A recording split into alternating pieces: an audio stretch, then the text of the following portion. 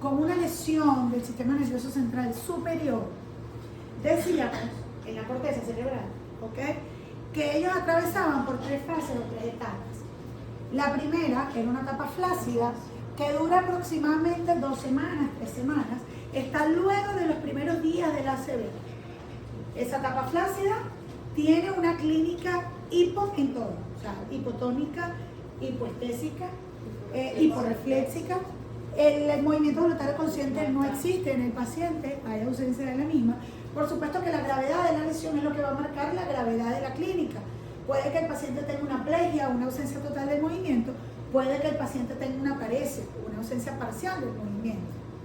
Decíamos después que, y por eso les puse fechas bien lejanas, porque 2 días a 2 meses es bastante, ¿sí? No quise ponerlos ahí con semanas para que no nos confundiéramos. Este paciente con 2 meses está en una etapa espástica, ¿ok?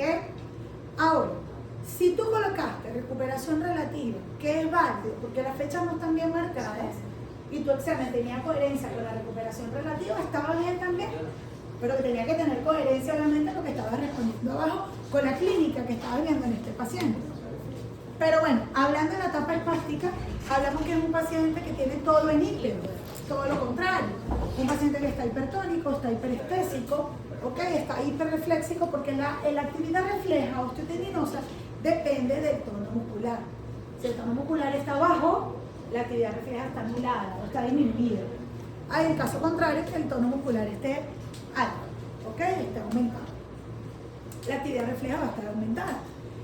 Ahora, cuando hablamos de objetivos de tratamiento, algunos lo pusieron, otros no, tenemos que recordar que existen 2 grupos, a corto plazo y a mediano y largo plazo. A corto plazo hay unos objetivos y a mediano y largo plazo hay otros objetivos. Los objetivos a mediano y largo plazo van a depender o van a estar por encima de los objetivos a corto plazo, ¿sí? Esa es la idea, ese es el deber ser. Cuando hablamos de reacciones de enderezamiento, reacciones de equilibrio, actividades más complejas, motricidad fina, hablamos de unas etapas a largo, mediano, largo plazo, ¿sí? Unos objetivos a mediano, largo plazo. Ahí salieron bastante bien, yo estoy bien conforme y los felicito de verdad por las evaluaciones, me gustó bastante porque salieron bien, bien, bien. Ahora, en base a esos objetivos, yo voy a trazarme ejercicios. Ahora, ¿por qué se fueron para otras clases o para otros ejercicios? No porque sean de otros profesores, ojo, no, sino que tenga validez con respecto al paciente que estás tratando. Porque, por ejemplo, tú me dices a mí que el paciente está flácido, está hipotónico, tiene 2 días de evolución, esto que es uno de los exámenes que recuerdo, y tú lo vas a colocar prono sobre el balón de boga. Como fisioterapeuta vas a parir. O sea, eso es demasiado complejo. Tienes que ubicar la complejidad del ejercicio con la gravedad o el nivel en el que se encuentra el paciente. Y eso tiene que tener lógica y coherencia, ¿sí? Ahora, cuando hablamos de este paciente de recuperación relativa, ahí este paciente tenías que meter este tipo de actividades, motricidad fina, ahí te complicabas tú mismo la cosa diciendo que está en una recuperación relativa, porque nosotros hablábamos de BOAT en un paciente flácido y en un paciente espástico. Ahora, los ejercicios eran los mismos. Uno con una complejidad más grave que la otra, más grande, perdón, que la otra. En uno de repente ibas a trabajar el tronco de una manera y en el otro ibas a trabajar el tronco de otra manera.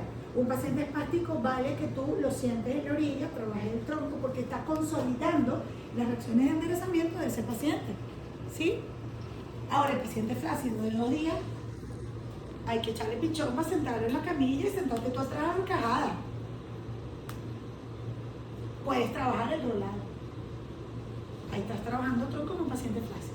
Con el rolado en bloque, rolado segmentado. Todo lo hablamos en clase. Hubo unos ejercicios que yo no sé dónde lo sacaron, la verdad. Y yo decía, ¿realmente esto es un ejercicio de boca? A la mayoría de las evaluaciones les coloqué acotaciones. Para que ustedes, porque me pregunté, profe, ¿por qué? Para yo no perderme, que son un bote, les coloqué la acotación ahí, ¿ok? Y el porqué de cada cosa. De repente, el no dividir a corto, mediano y largo plazo. ¿Cuánto valía cada una? La primera pregunta valía 5, que era la clínica, y ubicar al paciente cómo estaba, sus signos y sus síntomas. La otra valía 5, que eran los objetivos de tratamiento planteados, y los 2 ejercicios de Bobat eran 5 y 5. 5 un ejercicio y 5 el otro. Hubo gente que puso 3, chéverísimo. La ñapa, se la debo para el próximo examen. Okay. Entonces, ¿qué pasa con este paciente? Este paciente, yo les decía, Bobat es la base de muchas cosas y lo quise meter adelante. Pero a la hora de la terapia neurológica, nosotros utilizamos por lo general el RUT, el método de RUT primero. Porque el método de RUT te va a ayudar a normalizar o regular de manera muy rápida, porque es para la respuesta inmediata, el tono muscular de ese paciente. Al tener un tono regulado, yo puedo romper un patrón flexor establecido en el paciente para que en el momento de entrecruzar sus manos y hacer el ejercicio de flexo elevación de los hombros, ¿ok? O flexo extensión del codo, o la muñeca, o los círculos, o las cantidades de variaciones que muchos pusieron en la evaluación, puedan tener mayor ventaja el movimiento voluntario consciente. Una vez les dije y se los he repetido y se los vuelvo a decir hoy, el movimiento voluntario consciente no es que esté anulado por completo, está disminuido, suprimido, y el tono muscular domina el segmento.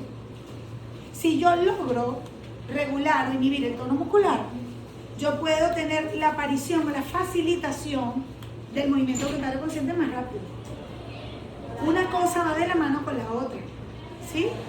Igual que cuando yo empiezo a exigir, buscando facilitar el movimiento voluntario consciente del paciente para hacer la red neuronal y la neuroplasticidad, el tono muscular empieza a regularse. ¿Se acuerdan el ejemplo que le dije que era primero el huevo o la gallina? Que era primero el tono muscular o el movimiento voluntario consciente. Los dos van demasiado entrelazados, ¿ok? Entonces, el método RUT me da la ventaja de romper un patrón, pero también me da la ventaja de activar un músculo que está flácido, que está hipotónico, que está completamente caído. ¿Cómo voy a aplicar esta estimulación sensoromotriz? Vamos a hablar de teoría. Todos me están prestando atención, porque no estamos en primer semestre para yo estarlos regañando, paren. Discúlpenme. Estamos a un paso de ser licenciados y colegas. Entonces, gracias.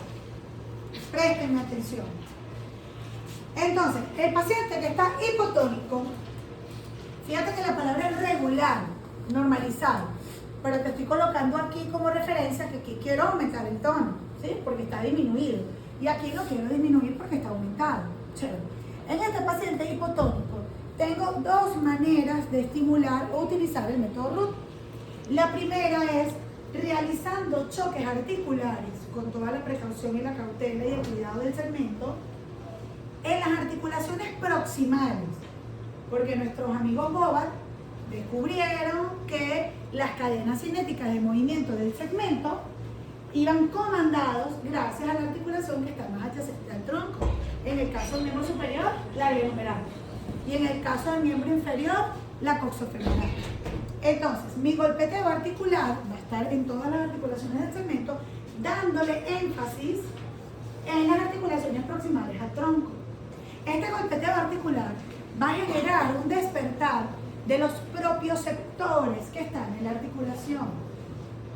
Vamos a llamar ligamentos, ¿okay? Hay propioceptores en las articulaciones, pero también del uso neuromuscular y el órgano tendinoso de Golgi, que son los propioceptores principales. En el momento del golpeteo, el golpeteo se siente en la articulación, pero el tendón y el músculo está siendo estimulado, porque estoy generando un estímulo distinto al patrón en donde él está. Que en este caso está relajado, yo lo estoy excitando, ¿ok? Yo lo estoy estimulando. Chévere. Por un lado el golpeteo. Por el otro lado voy a tener una estimulación sensoromotriz de todos los receptores, de todo el segmento. Patrón flexor, patrón extensor, todo el segmento lo voy a estimular. En el momento que yo decido estimular a los agonistas que van a generar el patrón, cuando hablo de agonistas, chicos, son los músculos que realizan el patrón flexor en el paciente que llega a la plasticidad. ¿Sí? Hablemos de aductores de la glenohumeral, aductor, flexor de codo, pronadores y flexores de dedos y de muñeca. ¿Sí? Aquí, el patrón flexor. Y un patrón, ¿ok? Que es extensor en miembro inferior, porque la rodilla queda en extensión gracias al cuádriceps, pero que tiene una aducción, una rotación interna y un pie equinovasto, ¿sí? Un pie en plantiflexión con inversión. Estos músculos yo los puedo estimular estando yo flácido, porque en el momento que yo lo estimulo, yo le estoy pidiendo que me den una respuesta distinta a la que se está instaurando aquí arriba.